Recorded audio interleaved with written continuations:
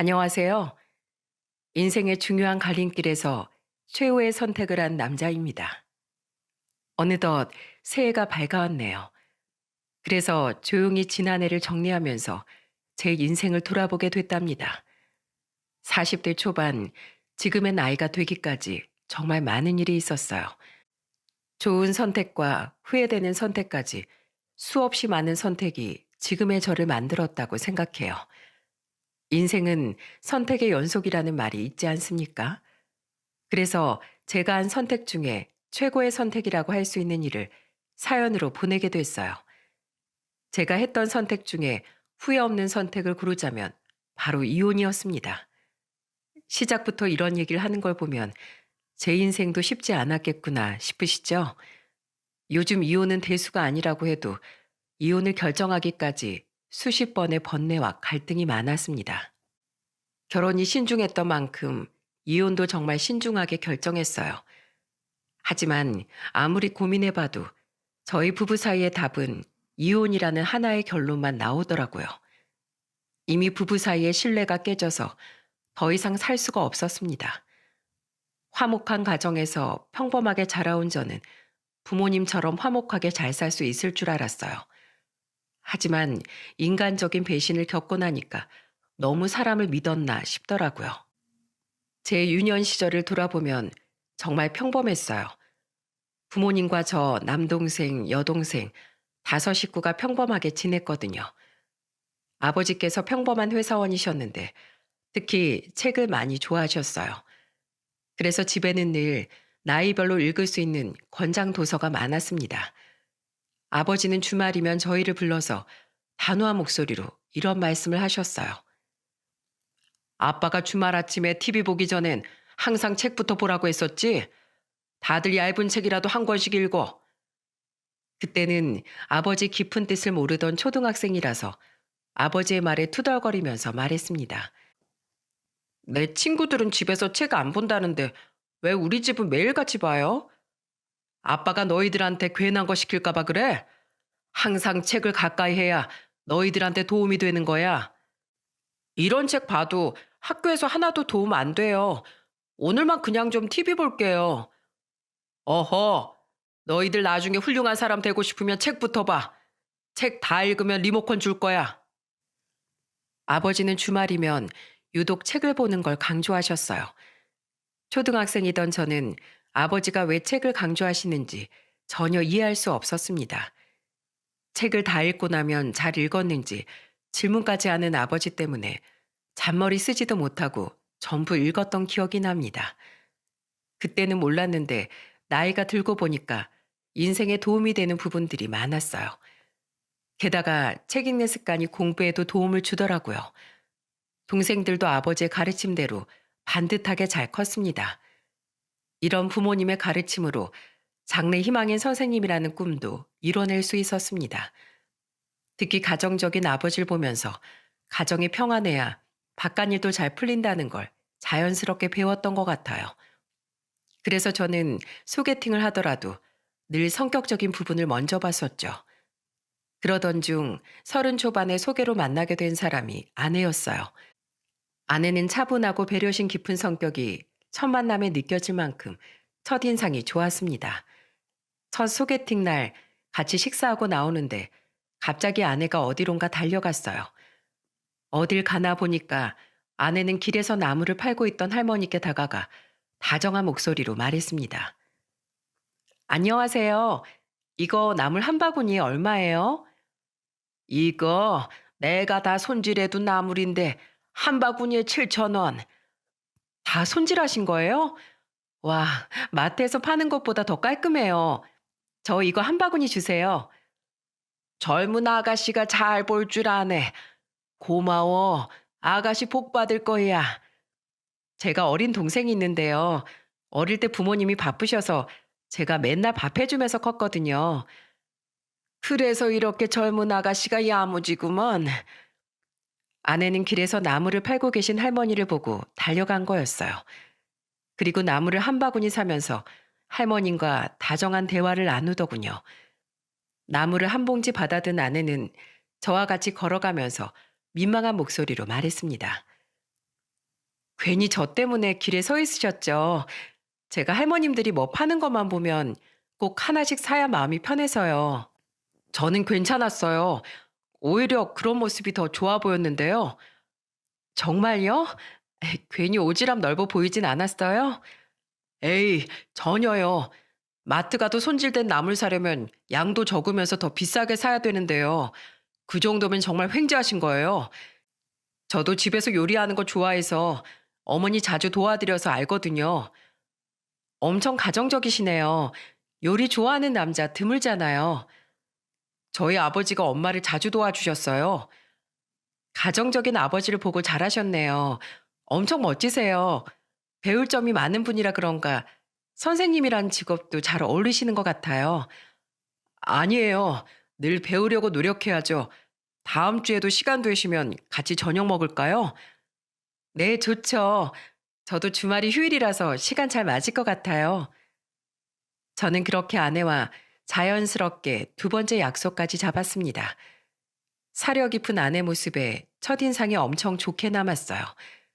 그렇게 아내와의 만남을 이어오다가 연인으로 발전하게 된 겁니다. 그리고 아내는 첫인상처럼 정말 다정한 성격이었어요. 제가 고등학교 선생님으로 근무하다 보니까 시험 기간이 되면 바빴습니다. 그때 아내가 저를 걱정하면서 이런 말을 하더라고요. 오빠, 요즘 너무 바쁜 거 아니야? 저녁은 먹고 일하는 거야? 그냥 간단하게 햄버거 먹었어. 아우, 밥 먹을 시간도 없네. 먹고 살자고 하는 일인데 밥은 제대로 먹어야지. 오늘 퇴근하고 우리 집으로 와. 내가 찌개랑 밥 해놓을게. 뭐? 늦게 끝날 텐데 뭐하러. 난 괜찮으니까 그냥 자. 어차피 난 동사무소 칼퇴근이라서 그 시간에 할 일도 없어. 그러니까 밥 먹으러 와. 아내는 혼자서 자취하며 지내고 있었는데 제가 바쁠 때면 끼니를 챙겨주겠다면서 밥을 해주곤 했어요. 그래서 저는 아내를 만나고 나서부터 아무리 바빠도 꼭 밥은 챙겨 먹고 다녔습니다. 그렇게 퇴근하고 아내가 바깥 찌개까지 맛있는 한 상을 차려줬어요. 그때 저는 아내한테 감동한 목소리로 말했습니다. 이걸 혼자 다 차린 거야? 정말 임금님 수라상이 안 부럽다. 현주야, 너무 고마워. 찌개 냄새 좋지? 내가 끓였는데도 진짜 맛있어. 어서 먹어봐. 저는 아내의 찌개를 한 입 먹으면서 감탄하며 말했어요. 우와, 진짜 맛있다. 대체 못하는 게 뭐야. 너무 맛있어. 어릴 땐 동생 챙겨주려고 했던 건데 이렇게 될 줄 몰랐네. 난 결혼하면 보글보글 찌개 냄새 나는 집에서 살고 싶다. 어릴 땐 맨날 싸우는 소리만 듣고 컸거든. 정말? 현주 넌 항상 밝아서 그런 가정서가 있는지 몰랐어. 남들도 그런 말 많이 해. 난 세상 모든 아빠들은 술 마시고 노름하러 다니는 줄 알았다니까. 연애 1년 차가 됐을 무렵 저는 아내와 속 깊은 대화를 나눴었어요. 그때 아내한테 들었던 가정사는 정말 놀라움의 연속이었습니다. 특히 아내는 여동생과 6살 차이가 나다 보니까 혼자서 동생을 돌보는 날도 많았다고 했어요. 아내는 힘든 과거에 대해 허심탄회하게 털어놨습니다. 우리 엄마는 아빠 때문에 엄청 고생 많이 했어. 오죽하면 동네 사람들이 우리 엄만 전생에 아빠랑 원수진 사이냐고 할 정도였다니까. 동네 노름판에 우리 아빠가 한 번도 빠진 적이 없었는데 그 노름판 가려고 엄마를 얼마나 닥달했는데. 노름판을 다니셨다고? 어, 오빠네 집에선 상상도 못하겠지? 근데 세상엔 우리 아빠처럼 뻔뻔한 가장도 많아. 돈도 못 벌면서 맨날 집에 오면 식구들만 괴롭혔어. 밖에서 대접 못 받으니까 집에서 큰 소리 치고 사는 거지. 내가 생각해도 우리 아빠는 엄청 비겁해. 돈 없으면 벌어올 생각을 해야지. 왜 애꿎은 엄마를 닥달하냐고. 난 조금이라도 폭력성 있는 남자랑은 절대 결혼 안 해. 아내는 폭력적인 장인을 보고 자라서 그런지 욕설이나 폭력성이 있는 사람을 혐오한다면서 말했습니다. 그래서 저는 그런 아내를 위로해 주면서 따뜻한 목소리로 말했어요. 걱정 마. 내가 그런 과거는 생각 안 나도록 앞으로는 정말 당신 행복하게 해줄게. 나도 뭐 완벽하진 않지만 그래도 인간 대 인간으로 너한테 과거 같은 아픔이 없게 만들어주겠다고 약속할게. 오빠는 내가 믿지. 정말 그럴 사람 아닌 거 내가 잘 알아. 그러니까 우리 앞으로는 과거는 생각하지 말고 행복한 미래만 그리자고. 그렇게 말해줘서 고마워. 저는 아픔이 많은 아내한테 위로가 되어주고 싶었습니다. 그래서 아내한테 행복하게 해주겠다고 약속했어요. 그리고 저희는 연애 2년 차에 미래를 약속하며 결혼 준비를 시작했습니다. 하지만 아픈 과거가 있는 아내한테는 결혼 준비도 쉽지 않은 과정이었어요. 제가 아내와 결혼 준비를 할 때 이미 장인과 장모는 이혼한 상태였습니다. 하지만 이혼하는 과정에서도 장인 장모는 순탄치만 않았다고 했어요. 특히 아내는 장인의 만행을 알려주면서 울기까지 했습니다. 우리 부모님 이혼하기 전에 엄마가 아빠한테 맞아서 입원까지 했었어. 뭐? 입원을 하셨어? 어, 그때 아빠가 엄마가 장롱에 숨겨둔 돈 훔쳐가려고 난리도 아니었어. 엄마는 안 뺏기려고 아빠 막아서는데 아빠는 또 핫도판 가야 된다면서 엄마 밀치고 때리기까지 했었어. 저는 장인 장모의 자세한 이혼 과정을 듣고 입이 떡 벌어졌어요. 특히 장인은 동네 화투판에 빠진 적이 없었고 돈이 있으면 다 노름판에서 다 써버릴 정도였다고 했어요. 장모가 병원에 수시로 입원할 정도로 장인은 폭력적인 사람이었습니다. 이런 환경에서 자라다 보니까 아내는 폭력적인 드라마도 제대로 못 볼 정도였죠. 그런데 이렇게 힘든 환경에서 컸으면서도 아내는 장인과 장모에게 각자 인사드리길 원했습니다.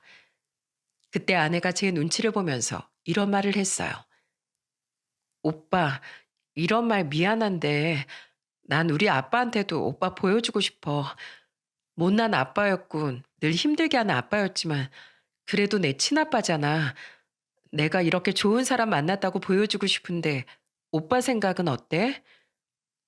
솔직히 그동안 아내의 가정사를 전부 듣고 나니까 아내의 저런 생각이 놀랍긴 했어요. 하지만 아내의 뜻이 그렇다는데 제가 어쩔 수 있겠습니까? 그래서 저는 아내한테 덤덤한 목소리로 말했습니다. 네 생각이 그렇다면 당연히 인사드려야지. 이해해줘서 정말 고마워. 그러면 내가 따로 약속 잡을게. 장인이 돌아가신 것도 아니니까 인사드리려고 하는 아내의 뜻도 이해가 갔어요. 하지만 막상 장인한테 인사를 가니까 장인은 정말 제 선에서 이해할 수 없는 사람이라는 걸 느꼈어요. 그때 장인은 솔직히 말해 미친 사람인가 싶을 정도였습니다. 제가 처음 장인과 마주한 날 장인이 저한테 했던 말이 뭐였는 줄 아십니까?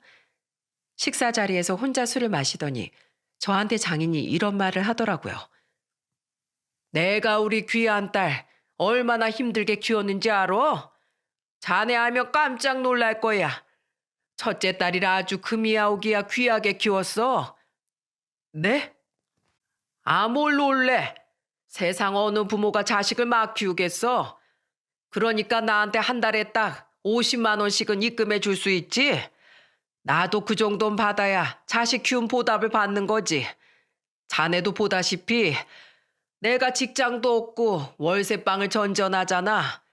장인은 이렇게 가난하게 사는데 사위가 좀 도와줘야지. 저는 장인의 말에 어안이 벙벙했어요. 세상에 이게 말이 됩니까? 이미 다 알고 있는데 뻔뻔하게 말하는 장인을 보면서 기가 막히더라고요. 그때 아내가 그런 장인을 보면서 소리치며 말했습니다. 아빠가 날 뭘 힘들게 키워. 여기 결혼 허락받으러 온 거 아니고 그래도 아빠니까 딸이 누구랑 결혼하는지 얼굴은 보여줘야 할 것 같아서 만든 자리예요. 그러니까 어서 밥이나 드시고 가세요. 뭐야? 그럼 지금 이깟 밥이나 먹자고 날 부른 거야? 이깟 밥이요? 아빠가 나랑 동생한테 해준 게 뭐가 있는데요. 맨날 노름에 폭력까지 휘두른 아빠 때문에 동네에서 제가 고개를 못 들고 다녔어요. 엄마가 뼈 빠지게 벌어온 돈 맨날 노름판에서 날렸잖아요. 뭐야? 이놈의 기집애가 다 지난 일을 뭐하러 들춰? 사위 앞에서 나 개망신시키려고 나왔어? 창피한 건 아세요? 그럼 사위한테 10원 한 장도 받아낼 생각 꿈에도 하지 마세요. 아빠 이러시면 다시는 아빠 보러 안 와요. 제가 말씀드렸죠? 그래도 아빠니까 한 번 얼굴은 보여드려야 할 것 같아서 제가 용기 내서 온 거예요. 돈이 필요하면 막노동이나 뛰어서 돈 버세요. 아시겠어요? 자식 키워놔도 소용없다더니 됐다, 됐어. 나도 필요 없어. 정말 그 순간 저는 이게 무슨 대화인가 싶었습니다. 장인은 밑도 끝도 없이 돈 얘기만 했거든요. 그래도 아내가 장인을 말리면서 일단락 된 줄 알았어요. 하지만 이건 빙산의 일각이었습니다. 결혼 준비할 때 어땠는 줄 아십니까? 장인이 제 번호를 어떻게 알았는지 저한테 하루에도 5통도 넘게 전화했던 적이 있었어요. 제가 전화를 안 받으니까 문자까지 남길 정도로 장인은 집요하게 저한테 연락을 해왔어요. 그래서 저는 결국 장인한테 전화를 걸게 됐습니다. 무슨 일 있으세요? 제 번호는 어떻게 하신 거예요? 우리 딸 핸드폰을 뒤져보니까 1번에 저장되어 있던데. 네? 휴대폰으로 몰래 보신 거예요? 지금 그게 중요한 게 아니야. 내가 지금 상황이 너무 곤란해서 자네한테 연락한 걸세. 무슨 상황이 곤란하신데요? 내가 월세하고 관리비를 못 내고 있어서 쫓겨날 판이야. 미안한데 100만 원만 보내주면 안 되겠나? 김서방, 우리 딸이랑 결혼하면 나도 부모나 마찬가지잖아. 그때 장인의 말에 저는 속으로 잘못 걸렸다 싶었습니다. 그리고 제 마음대로 장인을 도와주면 안 되겠다는 생각이 들었어요. 그래서 저는 침착하게 장인한테 말했습니다.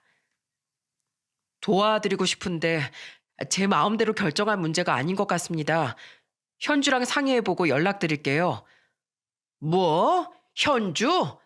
자네 남자가 돼가지고 뭘 여자랑 상의하겠다는 거야? 현주한테 물어봐도 똑같을 거야. 그냥 좀 도와줘. 아니요. 제가 결혼 준비하면서 자금을 현주랑 같이 관리하고 있어서요. 상의하고 연락드릴게요. 제가 바빠서 이만 끊겠습니다. 저는 겨우 장인의 전화를 끊을 수 있었습니다. 장인과 있던 일을 아내한테 말하니까 아내는 놀라면서 말했어요. 우리 아빠가 전화했다고? 또 전화 오면 절대 받지 말고 그냥 차단해버려. 내가 진짜 아빠 때문에 못 살겠어. 내가 정말 미안해. 아니야. 그래도 너한테 상의는 해야 할 것 같아서 말한 건데 말하길 잘했네. 내 걱정은 하지 말고. 아내는 결혼 준비하면서 장인 때문에 스트레스가 이만저만이 아니었습니다. 그런데 장인은 이런 상황도 모르고 틈만 나면 제게 전화해서 이상한 요구를 하더라고요. 김서방, 내가 지금 몸이 너무 안 좋아서 그래. 이러다 쓰러질 것 같은데 병원비 좀 보내줄 수 없나? 네? 어디가 어떻게 아프신데요? 그게 배도 좀 아프고 머리도 좀 아픈 것 같고 그냥 온몸이 아파서 그래. 아프다는 말에 제가 놀라서 어디가 아프냐고 묻자 장인은 얼버무렸어요. 그래서 저는 장인한테 단호한 목소리로 말했습니다. 아버님, 제가 아버님 전화를 왜 차단 안 했는지 아세요? 어? 갑자기 그게 무슨 소리야? 저는 아내가 장인어른을 저한테 인사시켜준 이유가 있다고 생각해요. 그 이유는 아무리 미운 아버지라도 친아버지니까 최소한의 예의를 지키고 싶어서라고 생각합니다. 그래서 저도 최소한 예의를 지키려고 차단을 안 한 거예요. 아예 안 보고 살 거라면 아내도 저한테 장인어른 안 보여줬을 겁니다. 그런데 딸 마음도 이해 못 하시고 이러시면 어떡합니까? 내가 정말 아파서 전화한 거라니까. 그러면 병원부터 다녀오시고 영수증 보여주세요. 그럼 저도 도와드릴게요. 됐네. 내가 알아서 할 테니까 신경 끄게. 제가 이렇게 말하자 장인은 전화를 끊어버렸어요. 여러분들이 들으시기에도 이상하지 않습니까? 나중에 알고 보니까 아팠던 것도 아니었더군요. 그런데 제가 한 번의 고비를 잘 넘겼다고 방심한 사이 두 번째 고비가 찾아온 겁니다. 한동안 저를 은행처럼 여기던 장인도 잠잠할 때였어요. 그러다 갑자기 걸려온 장인 전화에 허를 찔린 거죠. 그때 장인은 아픈 듯 전화로 이런 말씀을 하셨습니다. 김서방, 내가 오늘 공사장에서 일하다 이빨이 2개나 나갔어. 이거 임플란트를 해야 한다는데 나 정말 너무 힘든데 돈 좀 보내줘. 어쩌다가 그렇게 되신 거예요? 걸어가다가 넘어졌는데 글쎄 이빨이 딱 부러졌지 뭐야. 나 진짜 사진도 보내줄 수 있어. 그때 장인은 정말로 넘어졌다면서 급기야 울기까지 했습니다. 그래서 저는 장인한테 침착하게 말했어요. 제가 다른 건 모르겠고 우선 식사는 하셔야 되니까 50만 원 정도 보내드릴게요. 이건 꼭 치료 받으셔야 돼요. 아시겠죠? 고마워. 정말 고맙네. 저는 그렇게 장인한테 돈을 보내드렸어요. 그런데 이런 제 성의에 장인이라는 사람은 어떻게 했는 줄 아십니까? 며칠 뒤 아내가 장인 생일이라고 약속을 잡았던 적이 있었어요. 그런데 소고기를 먹으러 온 장인이 고기를 못 먹는 거예요. 그래서 아내가 이상하다 싶어서 장인한테 물었습니다. 아빠, 왜 고기를 못 드세요? 그때 다쳐서 이 사람이 치료비 보냈다면서요. 아, 그게 동네 친구들이 화투를 친다길래 내가 거기서 돈 따면 내 치료비랑 사위한테 돈 갚을 것까지 벌 줄 알았지. 뭐요? 또 화투를 쳤다고요? 대체 왜 그래요? 사람을 대체 어디까지 실망시킬 건데요? 내가 아빠를 왜 챙기는 줄 알아요? 혼자 고독사 할까봐 챙기는 거예요. 그래도 딸로서 아버진 챙겨야 되니까 이러는 거라고요. 그런데 대체 왜 그러세요? 왜 아빠는 최소한의 아빠 노릇도 못하냐고요. 노름에서 집안 거덜낸 것도 부족하세요? 아빠 더 이상 나나 우리한테 손 벌리지 말아요. 알았어요? 진짜 나 이제 모르겠어요. 더 이상 바라지 마요. 그렇게 아내는 장인 생신을 챙겨주려다 더 큰 실망감만 아는 채 자리를 박차고 나가버렸어요. 저도 그때는 아내를 따라 나갔습니다. 밖에 나가보니까 아내는 주저앉아서 울고 있었어요. 난 그래도 최소한 사위한테는 안 그럴 줄 알았어. 자식한테 못난 아빠였어도 나이 들면 우리 생각해서 사위한테라도 잘할 거라고 믿었다고. 근데 이게 뭐야. 난 왜 정상적으로 살지도 못하게 만드냐고. 저는 그저 아내를 안아줄 수밖에 없었습니다. 그 상황에 아내한테 어떤 말도 위로가 될 것 같지 않았어요. 정말 이런 착한 아내한테 저런 아버지가 있을 수 있나 놀라울 뿐이었습니다. 그렇게 저는 결혼식에는 장인을 모시지 않은 채 식을 올렸어요. 그런 아내를 보면서 저희 아버지는 아내한테 따뜻한 목소리로 말했습니다. 우리 며느리, 이제 우리 집 식구인데 앞으로 좋은 추억 많이 만들자꾸나. 지난 일은 모두 잊고 좋은 미래 그리면서 살자꾸나. 아버님, 감사합니다. 부족하지만 저도 잘하려고 노력할게요. 노력은 무슨 노력? 원래 가족은 존재만으로도 행복한 거야. 그러니까 노력 말고 그저 네 행복을 위해서 살면 된단다. 아내는 저희 아버지의 말에 큰 감동을 받았어요.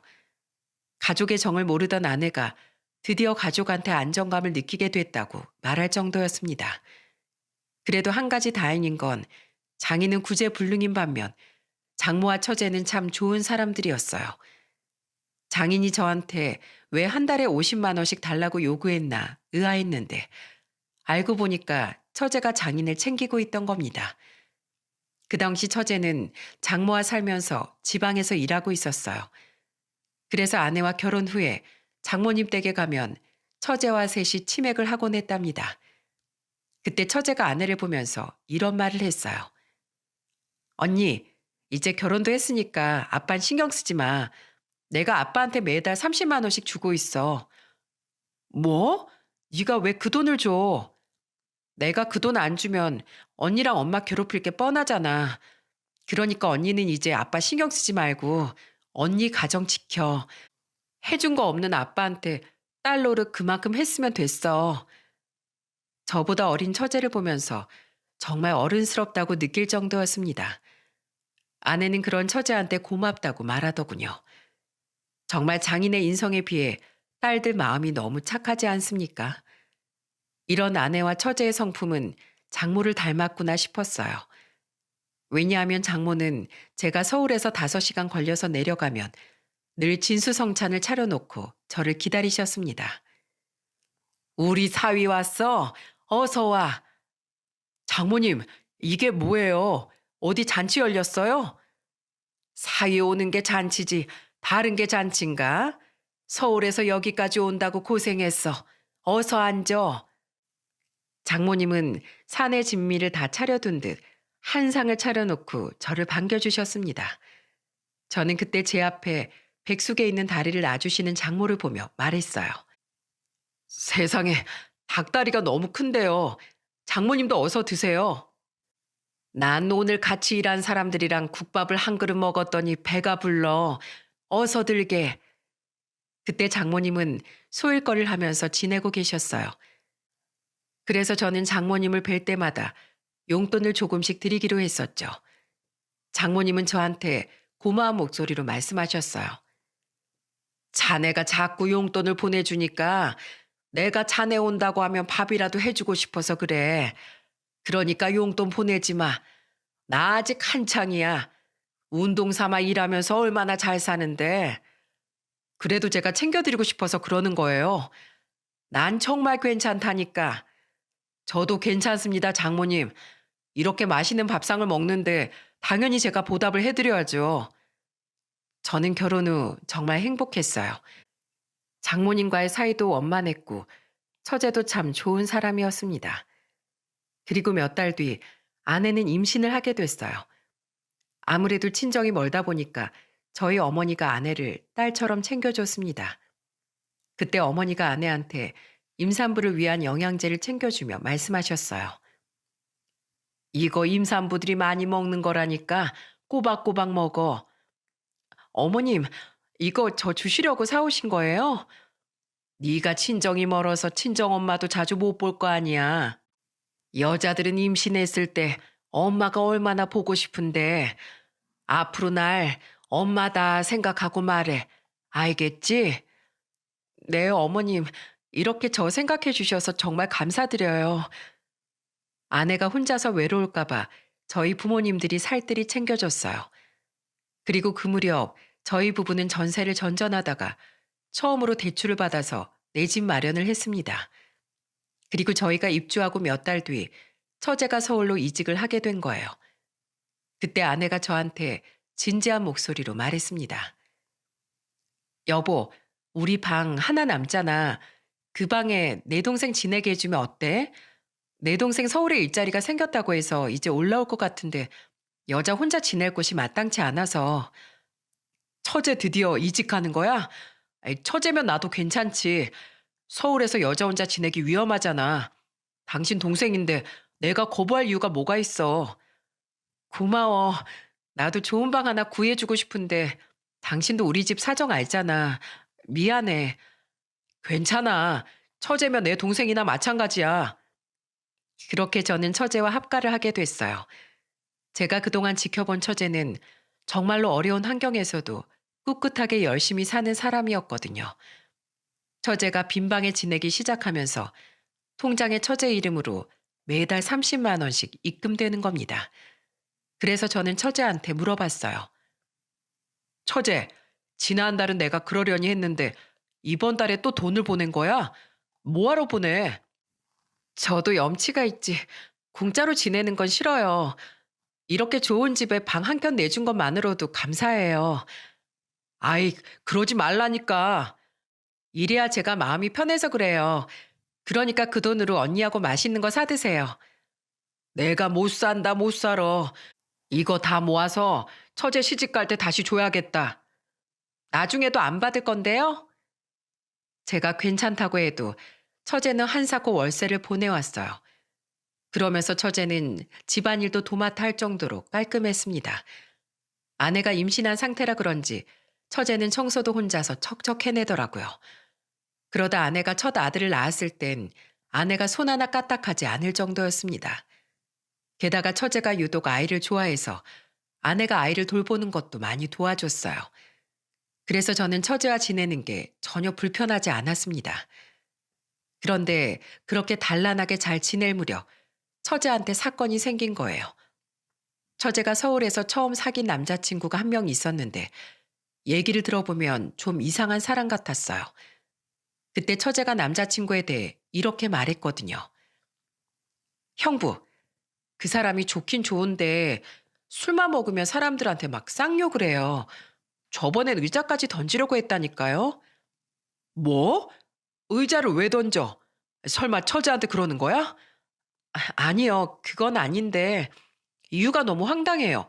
식당에 갔는데 식당 아주머니가 자기를 무시했다고 막 욕을 하는 거예요. 뭐야? 진짜 이상한 사람이네. 처제, 그런 사람 만나지 마. 나중에 처제한테도 함부로 하면 어떡해. 그래서 저도 심각하게 고민 중이에요. 그때 처제는 이별을 고민할 정도로 고민이 큰 것 같았습니다. 그러다가 처제는 결국 고민 끝에 이별 통보를 했다고 하더군요. 그런데 여러분, 요즘 데이트 폭력 심한 거 아시죠? 저는 퇴근하고 집에 오다가 아파트 정문에서 어떤 여자가 소리를 지르길래 달려갔어요. 그런데 그곳에는 처제가 어떤 남자한테 위협을 받고 있는 겁니다. 그 남자는 처제 손목을 꽉 잡은 채 소리를 질렀어요. 왜 헤어지냐고. 난 못 헤어져. 내가 앞으로 잘할게. 그러니까 제발 헤어지지 말자. 이건 놔. 난 더 이상 너 못 만나. 헤어져. 제발 헤어지게 해줘. 누구 마음대로 헤어져?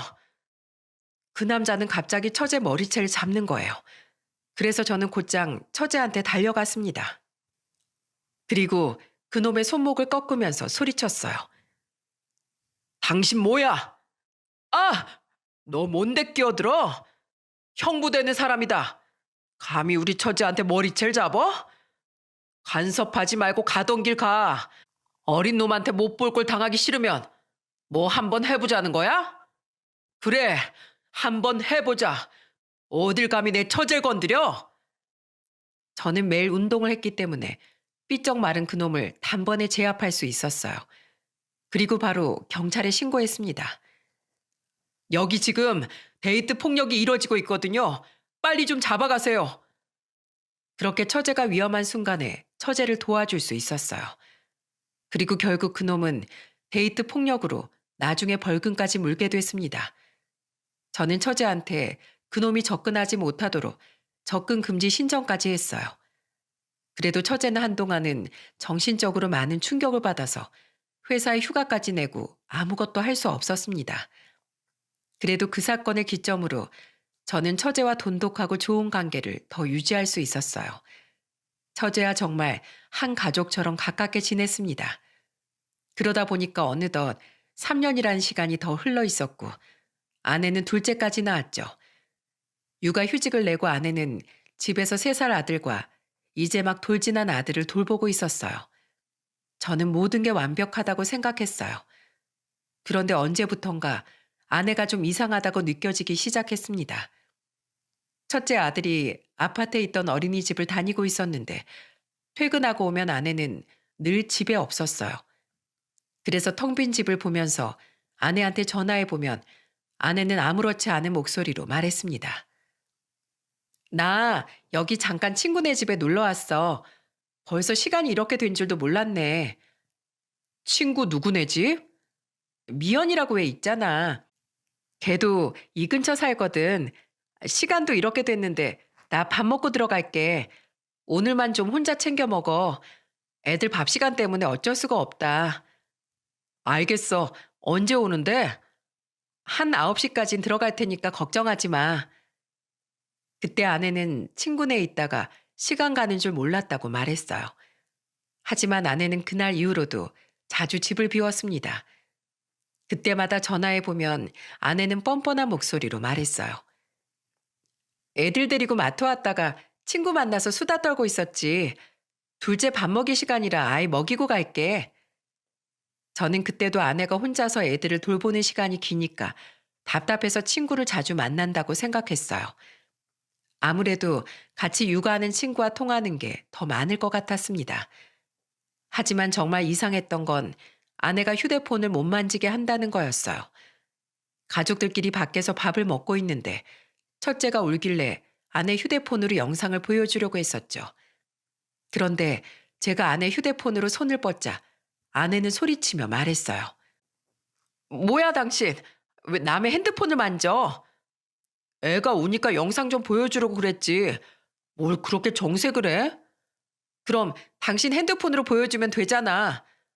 난 애들이 뭘 보는지 모르니까 그렇지. 아니, 근데 뭘 또 그렇게 정색을 해? 내가 놀라서 그래. 요즘 개인정보가 얼마나 중요한데 남의 핸드폰을 함부로 만져. 저는 그때 아내의 반응이 너무 당황스러웠어요.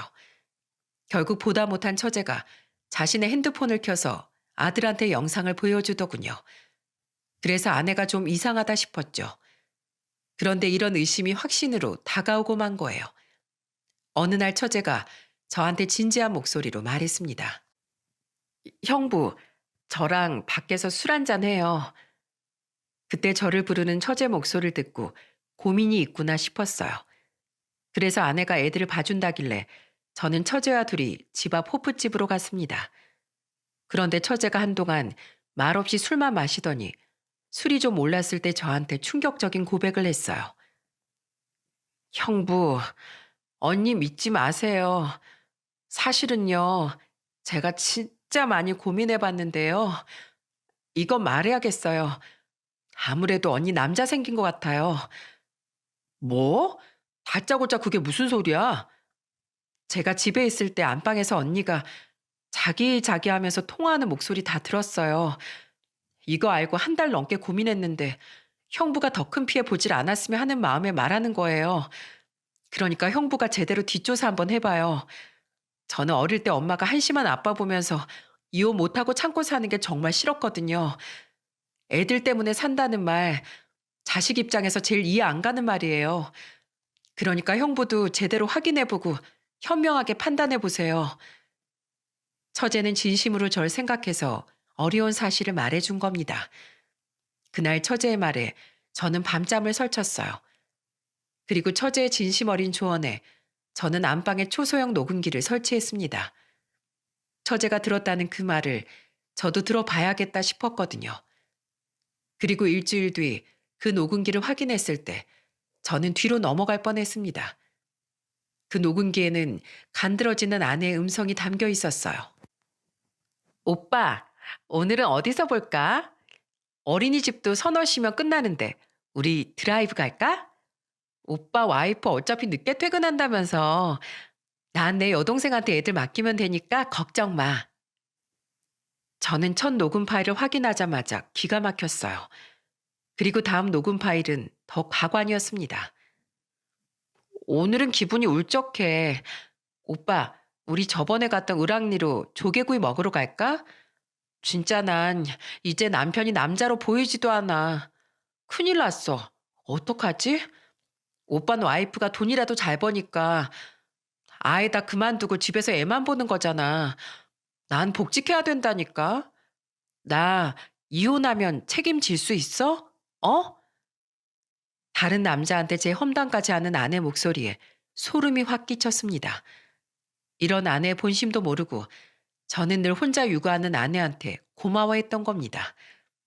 녹음기를 들고 있던 손이 덜덜 떨렸어요. 그때부터 저는 아내의 상간남을 추적하기 시작했어요. 녹음기를 들어보니까 분명히 같은 아파트에 사는 어린이집 학부모 같았어요. 그래서 저는 휴가를 쓰고 일부러 아내한테 이렇게 말했습니다. 여보, 나 중학교 친구가 아버지 상을 당했다네. 거기 좀 다녀와야 할 것 같아. 지방에 내려가니까 오늘 새벽에나 들어올 수 있어. 친구 아버지 상? 아, 그럼 당연히 가야지. 애들 걱정 말고 다녀와. 아무것도 모르는 아내는 저한테 다녀오라고 하더군요. 제가 이렇게 말하면 아내는 분명히 처제한테 애들을 맡기고 그 남자를 만날 게 뻔했어요. 그때부터 저는 아내를 미행하기로 다짐했습니다.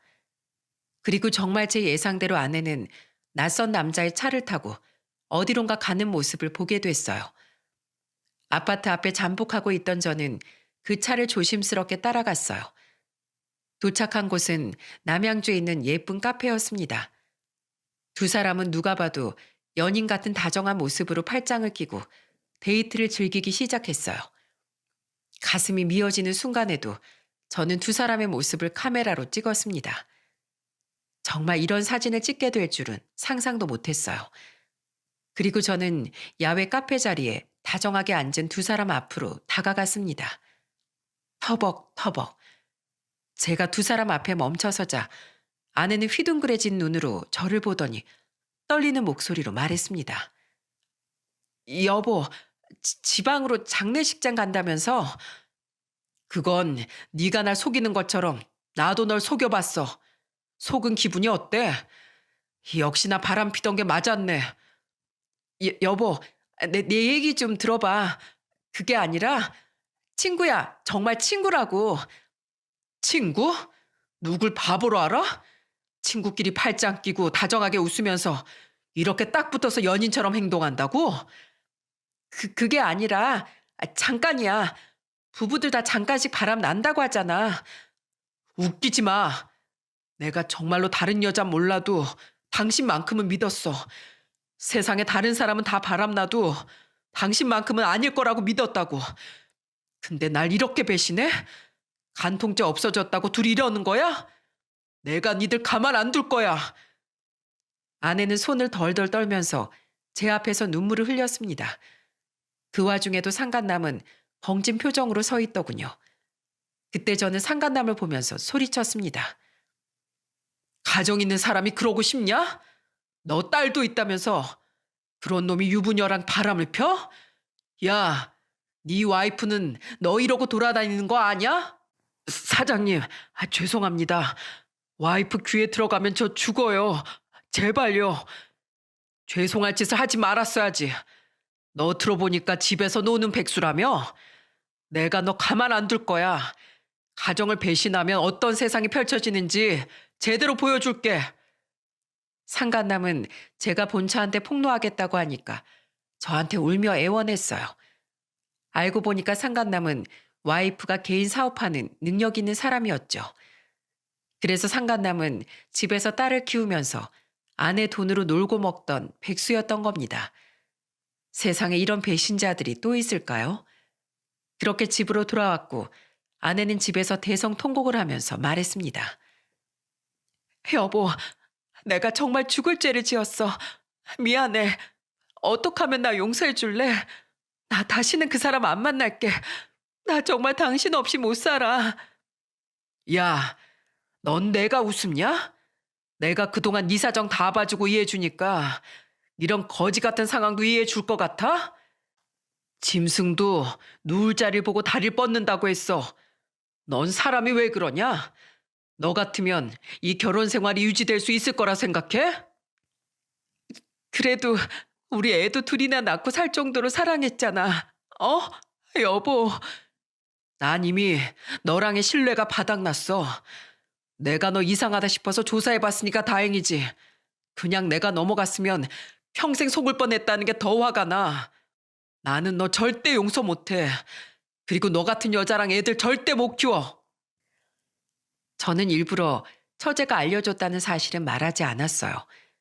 그래도 혈연 관계인데 제가 그 사이를 망칠 순 없잖아요. 그래서 저는 처제가 알려줬다는 사실은 비밀로 한 채 아내와 이혼을 진행했습니다. 상간남한테도 위자료 소송을 걸었고 제가 고소하자 상간남의 집안도 발칵 뒤집힌 겁니다. 결국 그 남자도 이혼을 당하고 만 거죠. 저도 아내한테 이혼 소송과 위자료 소송을 걸었어요. 이런 식으로 배신을 한 여자하고는 결혼 생활 유지할 수 없다고 판단한 겁니다. 그러자 아내는 어땠는 줄 아십니까? 자기는 능력이 없다면서 양육권을 다 포기한 겁니다. 어떻게 애들을 책임지려는 노력조차 안 보일 수 있는지 실망이 컸어요. 그래도 모성애는 있는 사람인 줄 알았는데 제가 사람을 한참 잘못 본 겁니다. 결국 소식을 들은 장모님께서 저한테 전화를 하셨더군요. 김서방, 내가 미안하네. 내가 다 애를 잘못 키운 죄야. 다 내 죄세. 날 원망하게나. 아닙니다. 장모님 그동안 감사했습니다. 내가 자네 같은 사위 잠시나마 얻어서 고마웠어. 내가 자네한테 너무 미안하네. 장모님은 그렇게 한참을 울면서 저한테 사과하셨어요. 결국 그렇게 저는 아들 둘을 데리고 이혼을 하게 된 거죠. 그리고 아내와 이혼하면서 살던 아파트도 내놨어요. 처제가 집을 떠나기 전에 저한테 한마디를 했습니다.